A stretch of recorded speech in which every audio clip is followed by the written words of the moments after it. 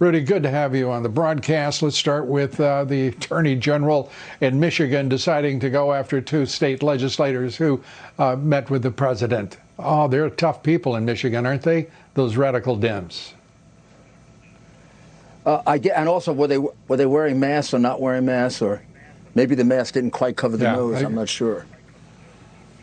It gets complicated. Meanwhile, the Attorney General of Michigan is missing the fact that 100,000 ballots were brought in at 4:30 in the morning in Detroit in trucks that look like garbage trucks, in garbage pails, actually.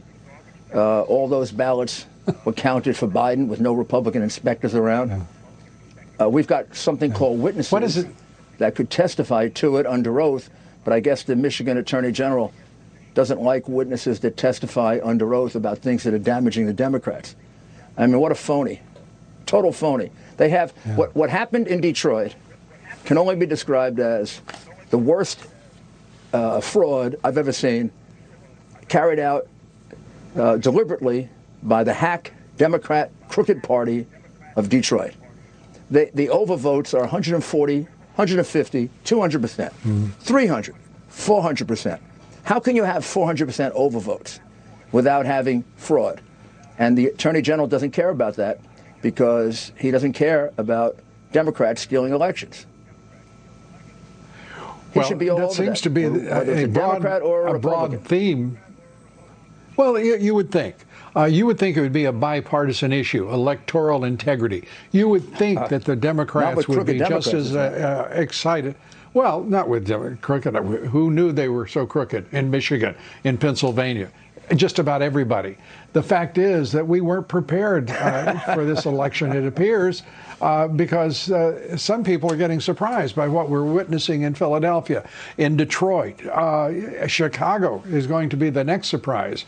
The question I've got is, now we've been watching you pursue both electoral fraud through the mail-in ballots, electoral fraud as well through the software and the claims about Dominion, a break with Sidney Powell over the weekend. What's behind that, and what is the motive, the reason for the split between Powell and Giuliani et al.? Well, I think it's because we're pursuing two different theories. Our theory of the case to get to the Supreme Court, now in 4 places, and it's soon going to be in 2 others, and there'll be an overall lawsuit, is basically misconduct of the election by state officials in at least 5 or 6 different states, in which the misconduct of the election involved deprivation of constitutional rights for the president. And, for example, in one part of the state, you could fix a ballot, Democrat part. Other part of the state, you couldn't fix a ballot. One part of the state, the ballots were examined. Another part of the state, they didn't care if the ballots were examined. In Pennsylvania, there are 680,000 unexamined ballots that virtually were put in secretly by Democrats alone. That's outrageous. That is misconduct of the election. Elections are supposed to be conducted under the auspices of the laws passed by the legislature. And in fact, they made a mockery of it in Pennsylvania. The only place maybe worse is Michigan, and particularly the city of Detroit. The city of Detroit probably had more voters than it had citizens. I'm exaggerating a bit, but all you have to do is look at statistical data, and you can see that the fraud was rampant and out of control. What happened this time, Lou, they had these mail ballots, which I think was always part of the plan. They always cheated somewhat with absentee ballots. But, for example, they only had 450,000 absentee ballots 4 years ago in Pennsylvania. This time they had 2.6 million. That's like, that's like letting a couple of thieves free all night in Tiffany. And these expert voter fraud people, which you've got to say that Pittsburgh and Pennsylvania and Philadelphia and Detroit have a great expertise in voter fraud. It isn't the first election they've stolen. But this time they had massive ballots to do it with. And we have evidence. The evidence has been presented. And the media lies that we have no evidence. They're just too lazy to read our 100 affidavits, which are on the public record. from American citizens. Well, Votes were stolen from them. Yeah, I think we should not in any way besmirch the national left-wing media by calling them lazy.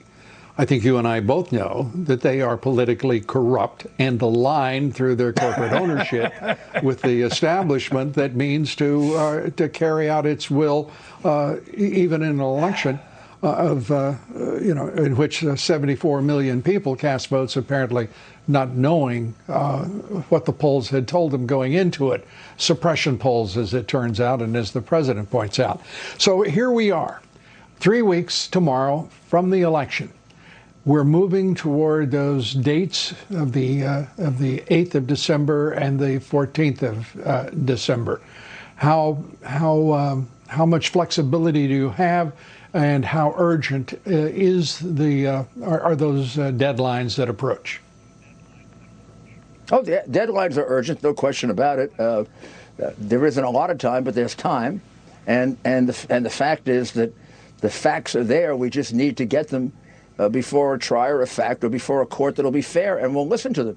I mean, the court in Pennsylvania cut it off without listening to a single fact, and I don't know how the judge could have concluded that the facts aren't substantial when they haven't even been presented yet. They're really kind of, and on a motion to dismiss, you're not supposed to consider that. So, unfortunately, we haven't yet gotten a fair decision. We will. We got to be a little patient. One fair decision, one good hearing, and this will turn all around. And Rudy Giuliani in charge of making sure that happens. We appreciate your time, Rudy Giuliani. Thanks for being with us.